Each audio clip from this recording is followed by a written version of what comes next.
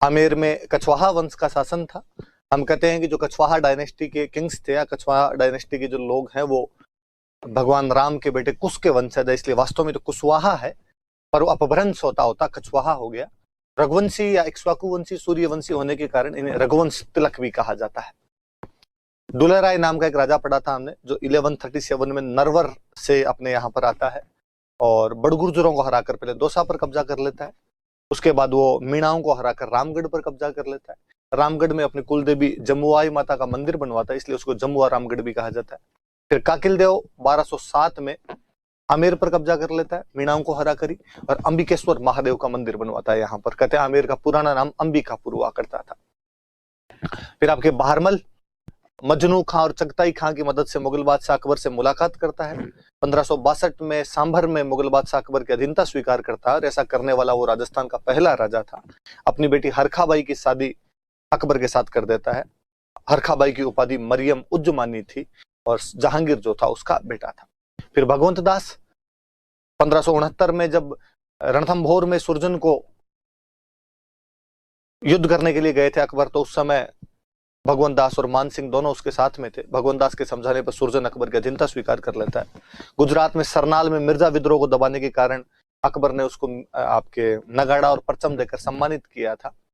और फिर आपके वो अपनी बेटी मानबाई की शादी जहांगीर के साथ कर देता है। मानबाई की उपाधि शाही बेगम रखी गई। खुसरो उसका बेटा था और शराब की आदतों से तंग आकर जहांगीर की शराब की आदतों से परेशान हो गई थी वो महिला, और उसने सुसाइड कर लिया था। फिर हम मान सिंह के बारे में पढ़ रहे थे। 1590 में जब उसका राज तिलक हुआ तो अकबर ने उसको 5000 का मनसब दिया, लेकिन अकबर अपने मरते मरते 1605 में उसे 7000 का मनसब दे गया था। अकबर के समय में किसी हिंदू राजा को सबसे बड़ा मनसब उसी का था। अकबर ने उसे काबुल, बंगाल और बिहार का सूबेदार बनाया था। काबुल में उसे मिर्जा हकीम के विद्रोह को दबाने के लिए भेजा गया था, लेकिन बाद में वो 1581 से 86 तक लगभग वहीं रहता है, और उसने 5 अफगान कबीले जिनमें रोशनिया यूसुफ जई कबीले प्रमुख थे को हराता है। उसके बाद आमेर के झंडे का रंग पचरंगा कर दिया गया। इससे पहले आमेर का झंडा सफेद रंग का था, जिसमें 6 टहनियों की एक झाड़ी थी, जिस वजह से उसे झाड़साई झंडा भी कहा जाता था। बिहार के अंदर जब उसे सूबेदार बनाया गया था तो बिहार में वो एक मानपुर नाम का नगर बसाता है। फिर बिहार में बेकटपुर के अंदर भवानी शंकर का मंदिर बनाता है। गया के अंदर वो महादेव मंदिर का निर्माण करवाता है। रोहतासगढ़ के किले का निर्माण करवाता है। इसी दौरान वो उड़ीसा जीतता है। उड़ीसा में नासिर खां और कतलू खां को हराता है और पुरी के जगन्नाथ मंदिर पर कब्जा कर लेता है। बंगाल में अपने नियंत्रण के दौरान उसने अकबर नगर या राजमहल, जिसे आजकल कहा जाता है, की स्थापना की। पूर्वी बंगाल या ढाका के राजा केदार को हराकर वहां से शिला माता की मूर्ति लेकर आया और उसे आमेर के किले के अंदर लगवाया। शिला माता आमेर के कछवाहों की इष्ट देवी है। उसने आमेर में किले का निर्माण करवाया था। वृंदावन में राधा गोविंद के मंदिर का निर्माण करवाया था। और उसकी जो रानी थी कनकावती, उसने अपने बेटे जगत सिंह की याद में जगत शिरोमणि मंदिर बनवाया था, जिसमें भगवान कृष्ण की वही मूर्ति है जिसकी मीराबाई चित्तौड़ में पूजा किया करती थी। ऐसा कहा जाता है कि तुलसीदास जी ने उसके बेटे जगत सिंह को शिक्षा प्रदान की थी। पुंडरीक विठल नामक दरबारी उसके विद्वान उसके दरबार में था, जिसने रागमाला, राग मंजरी, राग चंद्रोदय, नर्तन निर्णय और दुनी प्रकाश नामक पुस्तकें लिखी थी। और उसके दरबार में एक जगन्नाथ था, जिसने आपके मानसिंह कीर्ति मुक्तावली नामक पुस्तक लिखी थी। उसी के दरबार में मान प्रकाश नामक पुस्तक भी लिखी गई थी। जैसे कई लोगों ने अलग अलग ऐसे कविताएं वगैरह उसके दरबार में या रचनाएं वगैरह उसके दरबार में लिखी थी। फिर हम पढ़ रहे थे मानसिंह की उपाधियां, और उसे फरजंद और मिर्जा राजा की उपाधि अकबर द्वारा दी गई थी। इसमें फरजंद का मतलब होता है बेटा मतलब। चलो हम आगे इसके बाद अन्य राजा कौन कौन थे और उनके बारे में। मिर्जा राजा जय सिंह और एक सवाई जय सिंह। मिर्जा राजा जय सिंह, जिनका रूलिंग पीरियड 1621 टू 1667 तक था, अर्थात 46 ईयर्स रूलिंग पीरियड था, जो कि किसी भी कछवाहा रूलर का लॉन्गेस्ट रूलिंग पीरियड था। 3 मुगल एम्परर आए इस दौरान, जहांगीर, शाहजहां और औरंगजेब। जहांगीर ने मिर्जा राजा जय सिंह को साउथ इंडिया में अहमदनगर के मलिक अंबर के खिलाफ भेजा था। शाहजहां उन्हें कंधार कैंपेन पर भेजता, उस समय मिर्जा राजा का टाइटल देता है।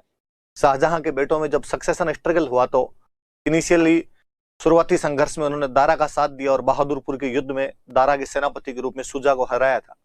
पर सामूगढ़ के युद्ध के बाद जब औरंगजेब बादशाह बन जाता है, औरंगजेब का बादशाह बनना लगभग निश्चित हो जाता है, तो वो औरंगजेब की तरफ आ गए थे और जसवंत सिंह को भी औरंगजेब की तरफ लाने का प्रयास किया था। और फिर जब दौराई के युद्ध के अंदर वो औरंगजेब की तरफ से लड़े थे। कालांतर में औरंगजेब ने उनको साउथ इंडिया में शिवाजी के खिलाफ भेजा था और 1665 की पुरंदर की संधि मिर्जा राजा जयसिंह की कूटनीतिज्ञता या उनकी डिप्लोमेसी का ही परिणाम था जब शिवाजी को अपने 35 में से 23 किले मुगलों को देने पड़ गए थे। लेकिन कालांतर में शिवाजी का आगरा में औरंगजेब द्वारा गिरफ्तार कर लिया जाना तथा शिवाजी को वहां से भगवाने के अंदर भी कहते हैं मिर्जा राजा जयसिंह के बेटे राम सिंह की भूमिका थी। मिर्जा राजा जयसिंह ने औरंगाबाद के पास जयसिंहपुरा नाम का कस्बा बसाया था। जयपुर में जयगढ़ किले का निर्माण करवाया था, जिसे पहले किसी टाइम में ईगल हिल या चील का टोला कहा जाता था। हिंदी के प्रख्यात विद्वान बिहारी जी ने उनके दरबार में रहते हुए 713 दोहों का भक्ति रस और श्रृंगार रस से परिपूर्ण बिहारी सत्सई नामक पुस्तक लिखी थी। बिहारी जी के भांजे कुलपति मिश्र मिर्जा राजा जयसिंह के साथ साउथ इंडिया में रहे थे, तो उन्होंने साउथ इंडिया के कैंपेन पर 52 बुक्स लिखी है। राय कवि ने जयसिंह चरित्र नामक एक पुस्तक लिखी। फिर हमने सवाई जयसिंह पढ़े, जिन्होंने 7 मुगल बादशाहों का शासनकाल देखा था। औरंगजेब, बहादुर शाह, जहांदार शाह, फर्रुख शेर, रफीउद्दर्जात, रफीउद्दौला और मोहम्मद शाह रंगीला। औरंगजेब की मृत्यु के बाद उसके बेटों मुअज्जम और आजम में जब लड़ाई हुई तो इन्होंने आजम का साथ दिया। मुअज्जम जीत गया, बहादुर शाह प्रथम के नाम से मुगल बादशाह बना। उसने आमेर पर अटैक किया। सवाई जयसिंह के छोटे भाई विजय सिंह को राजा बना दिया और आमेर का नाम बदलकर इस्लामाबाद या मोमिनाबाद कर दिया था। पर्देबारी समझौते में मेवाड़, मारवाड़ और आमेर तीनों इकट्ठे होते हैं। कालांतर में सांभर के युद्ध में मुगल सेना को हराकर सैयद हुसैन खान मुगल सेनापति को मारकर सवाई जयसिंह आमेर के राजा बन जाते हैं। बूंदी में दलेल सिंह और उमेद सिंह के उत्तराधिकार संघर्ष में सवाई जयसिंह ने दलेल सिंह का साथ दिया।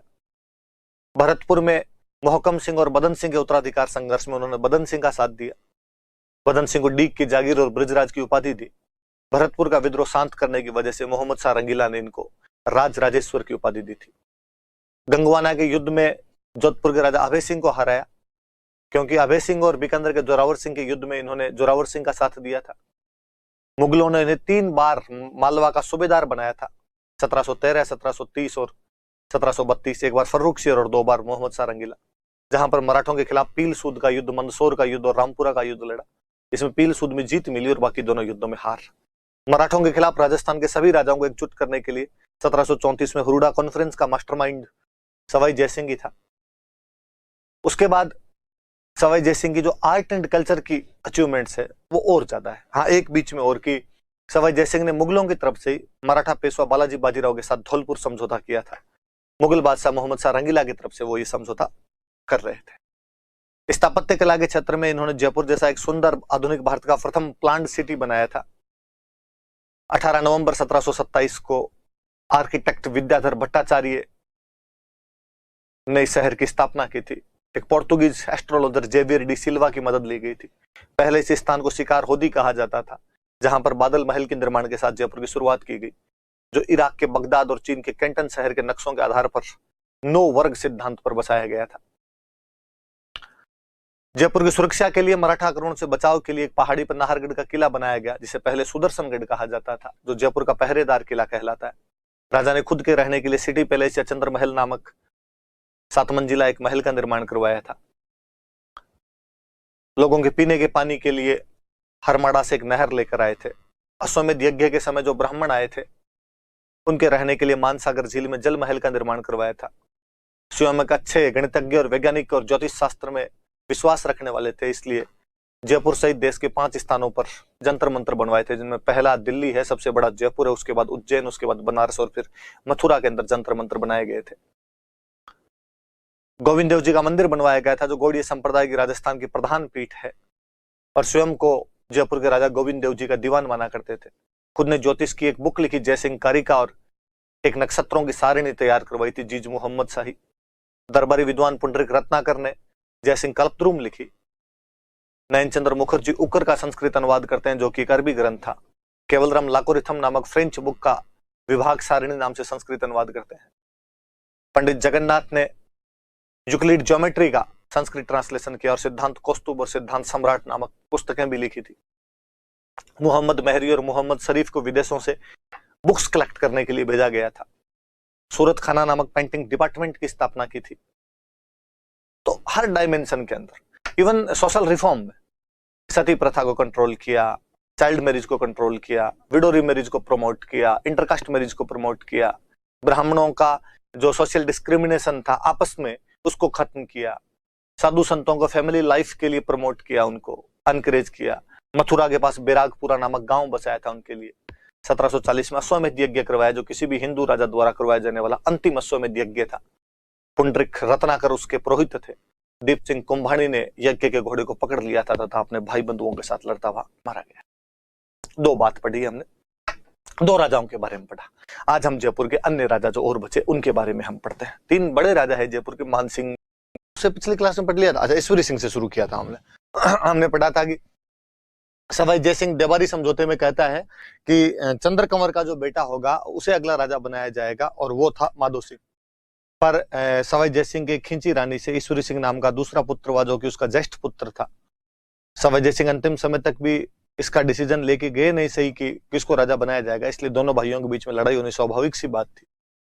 राजमहल का युद्ध होता है, जिसमें ईश्वरी सिंह का साथ भरतपुर वाले देते हैं, क्योंकि भरतपुर के बदन सिंह को राजा बनाने में सवाई जयसिंह का बहुत बड़ा रोल था। इसलिए भरतपुर के सूरजमल जी ईश्वरी सिंह की तरफ से लड़े। उधर मेवाड़ वाले ननिहाल वाले थे जगत सिंह सेकंड, तो वो माधो सिंह की तरफ से आए। बूंदी के उमेद सिंह और दलेल सिंह की लड़ाई चल रही थी। दलेल सिंह को पहले सवाई जयसिंह सपोर्ट कर रहे थे, अब ईश्वरी सिंह ने सपोर्ट करना शुरू कर दिया, तो उनका जो ओपोनेंट था, जो उमेद सिंह था, वो इधर से आ गया था। कोटा के जो दुर्जन साल थे वो इधर से आ गए थे, और मराठे भी इनकी तरफ से लड़े थे।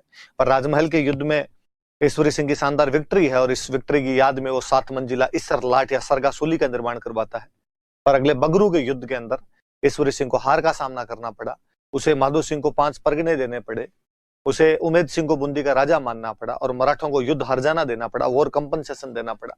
और इस वॉर कंपनसेशन के लिए मराठों ने जब उसे टॉर्चर किया तो जहर खा के मर जाता है। उसके बाद माधो सिंह राजा बना। अब युद्ध हर जाने के लिए माधो सिंह पे दबाव डाला गया। तो मैंने बताया था 10 जनवरी 1751 को मराठों के साथ कत्लेआम किया गया, और जयपुर की जनता सड़कों पर आ गई, और जयपुर की जनता ने मराठों को यहाँ पे घेर लिया था। 1759 के काकोड़ के युद्ध में माधो सिंह एक बार फिर मराठों को हराता है। पर 1761 के भटवाड़ा, जो कि बारां के अंदर एक जगह पड़ती है, काकोड़ टोंक में है, में वो कोटा के राजा शत्रु साल से हार जाता है। यह युद्ध रणथंभौर किले पर अधिकार को लेकर हुआ था। ऐसा कहते हैं कि मुगल बादशाह अहमद शाह ने यह किला माधो सिंह को दे दिया था, जबकि वह पहले से कोटा के राजा शत्रु साल के अधिकार में हुआ करता था। इस युद्ध में कोटा का सेनापति जालिम सिंह झाला था, जो अगले 60 वर्षों तक कोटा के रंगमंच पर एक महत्वपूर्ण भूमिका निभाता हुआ नजर आया था। 1763 में माधो सिंह ने अपने नाम पर सवाई माधोपुर नामक एक नए शहर की स्थापना की। मोती डूंगरी के महल बनवाए जयपुर के अंदर, और चाकसू में शीतला माता का मंदिर बनवाया था। मोती डूंगरी नीचे जो गणेश जी का मंदिर है, उसके लिए भी कहा जाता है कि वो गणेश जी की जो मूर्ति है माधो सिंह की एक रानी थी, वो अपने पीहर से लेकर आए थे। उसके बाद में माधो सिंह हो गए। माधो सिंह के बाद में हमने पढ़ा था प्रताप सिंह। तुंगा के युद्ध में जोधपुर के विजय सिंह के साथ मिलकर महाजी सिंधिया को हराकर भगा दिया था।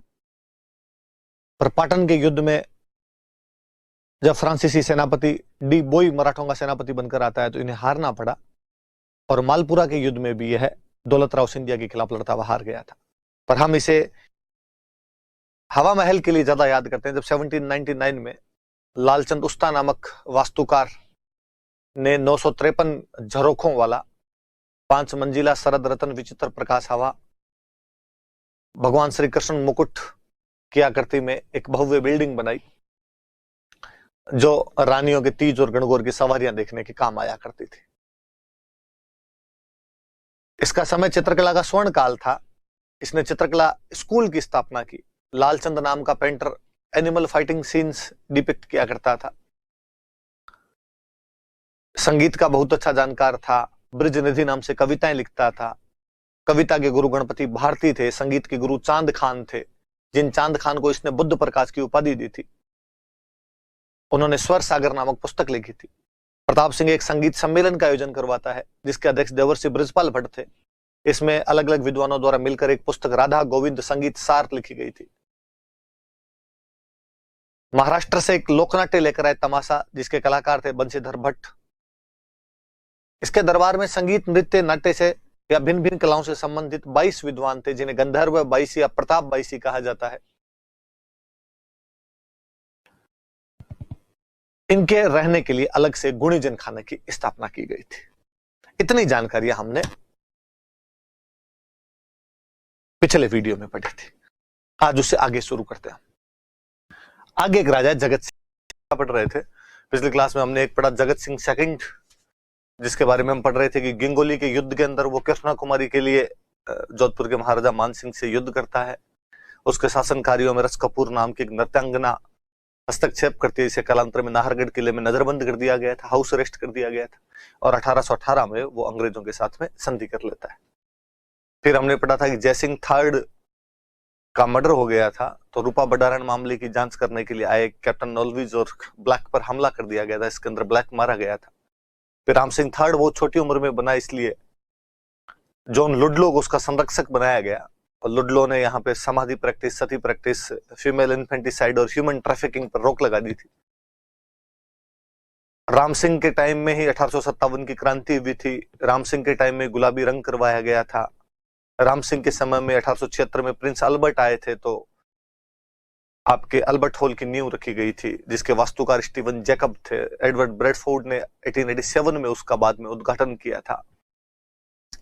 राम सिंह ने कांति चंद्र मुखर्जी की प्रेरणा से, या उनकी सलाह पर ज्यादा अच्छा शब्द रहेगा, एक गर्ल्स स्कूल खोला था यहाँ पर। 1857 में डेवलपमेंट ऑफ आर्ट के लिए मदरसा हुनरी खोला गया, जिसे बाद में नाम बदलकर Maharaja school of art and craft किया गया, जिसे हम वर्तमान में Rajasthan school of art and craft कहते हैं। महाराजा कॉलेज की स्थापना की थी, आपके इसकी संस्कृत कॉलेज की स्थापना की थी। ब्लू पोट्री को फेमस करने वाले जयपुर के अंदर, उन्हीं के समय में ब्लू पोट्री फेमस हुई थी।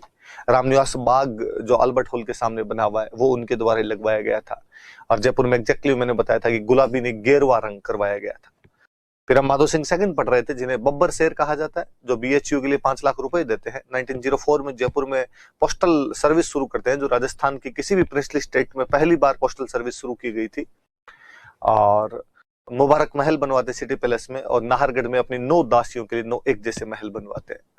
जब लंदन गए थे तो गंगा जल अपने साथ में लेकर गए थे। मानसिंह सेकंड, जो कि आजादी के समय जयपुर के राजा थे, जो राजस्थान के प्रथम और अंतिम राज प्रमुख बनाए गए थे।